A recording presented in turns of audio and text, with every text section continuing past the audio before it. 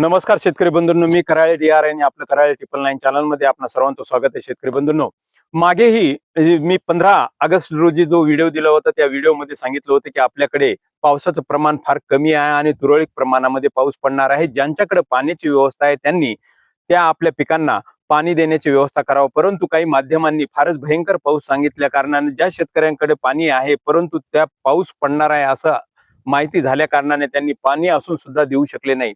परंतु आता शेतकरी बंधूंनो, तुम्हाला मी आपल्या या कराळे 999 चॅनलद्वारे सांगू इच्छितो की आपल्याकडे पावसाचा अत्यल्प फार कमी प्रमाणामध्ये पाऊस आहे. अशा पद्धतीचा पाऊस आहे की जी की पावसाची सुरुवात होते पत्रावून खाली पाऊस पाणी गळेपर्यंत सुद्धा हा पाऊस निघून जातो. त्याप्रमाणे हा हलका आणि मध्यम स्वरूपाचा अशा पद्धतीचा पाऊस आपल्याकडे सप्टेंबरच्या 4 तारखेपर्यंत आपल्याकडे अशीच परिस्थिती राहणार आहे. त्यामुळे ज्या शेतकऱ्यांकडे जर पाण्याची उपलब्धता असेल तर त्या शेतकऱ्यांनी आपलं सोयाबीन असेल, कपाशी असेल किंवा हळद या पिकांना पाण्याची फार नितांत आवश्यकता आहे. तर त्या शेतकऱ्यांनी त्यांच्याकडे जर नियोजन असेल पाणी देण्याचं तर त्यांनी आपल्या पिकांना पाणी देण्याची व्यवस्था करावी. पाणी आपल्याकडे पाऊस ची तीव्रता फार कमी आहे. तेव्हा उद्या 22 ऑगस्ट रोजी मात्र सर्वांनाच एक आनंददायी आणि सुखदायी असा आल्हाद आणि हलक्या स्वरूपाचा 22 ऑगस्टला आपल्याकडे सायंकाळी 5 वाजता छत्रपती संभाजीनगर असेल, बीड असेल, जालना जिल्हा असेल, परभणी, हिंगोली, नांदेड, लातूर या जिल्ह्यामध्ये जवळपास 70% क्षेत्रावर काही भाग या पावसातून राहू शकतो. परंतु 70% भागावर उद्या सायंकाळी म्हणजे 22 ऑगस्टला 5 वाजेच्या नंतर हलका ते मध्यम स्वरूपाचा पाऊस आपल्या राज्यामध्ये पडणार आहे. परंतु या पावसासोबतच आपल्याकडचा जो विदर्भ आहे या विदर्भामध्ये मात्र या पावसाची तीव्रता जास्त राहणार आहे.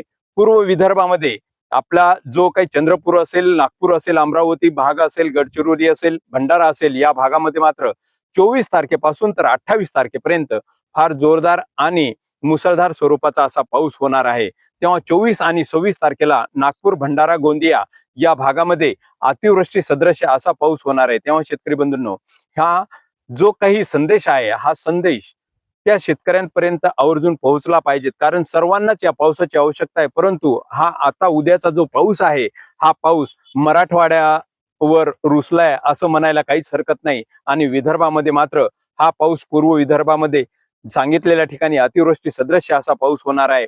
तर बुलढाणा असेल, मेहकर असेल, खामगाव, वाशिम, मेहकर वगैरे हा जो काही परिसर आहे, शेगाव, अकोला हा परिसर जो आहे या परिसरामध्ये 26 तारखेपासून तर 28 तारखेपर्यंत मध्यम स्वरूपाचा असा पाऊस या विदर्भातला जो काही पट्टा आहे या पट्ट्यामध्ये होणार आहे. खानदेशची परिस्थिती सुद्धा मराठवाड्यासारखीच राहणार आहे. खानदेशमध्ये सुद्धा फार अत्यल्प आणि अति तुरळक प्रमाणामध्ये हलका मध्यम स्वरूपाचा पाऊस होणार आहे. तेव्हा शेतकरी बंधूंनो, पाऊस आपल्याकडे कमी आहे आणि पावसाची शक्यता फार कमी आहे. येणाऱ्या 4 सप्टेंबर पर्यंत आपल्याकडे असंच वातावरण राहील. काही ठिकाणी उष्ण कोरडे वातावरण आहे. तेव्हा शेतकरी बंधूंनो, ज्या बी शेतकऱ्यांना पाणी देण्याची व्यवस्था असेल त्या शेतकऱ्यांनी परत एकदा सांगू इच्छितो की त्यांनी आपल्या पिकांना पाणी देण्याची व्यवस्था करावी. ज्या शेतकऱ्यांनी अजूनही चॅनल सबस्क्राईब केलं नसेल त्या लोकांनी सबस्क्राईब करा व हवामानाचा किंवा पावसाबद्दलचा अचूक अंदाजा तुम्हाला देण्याचा मी आतापर्यंत प्रयत्न केलेला आहे व यापुढेही असाच प्रयत्न तुमच्यासाठी करणार आहे. तेव्हा शेतकरी बंधूंनो, मी आपली रजा घेतो व पुढील संदेश लवकरच तुमच्यापर्यंत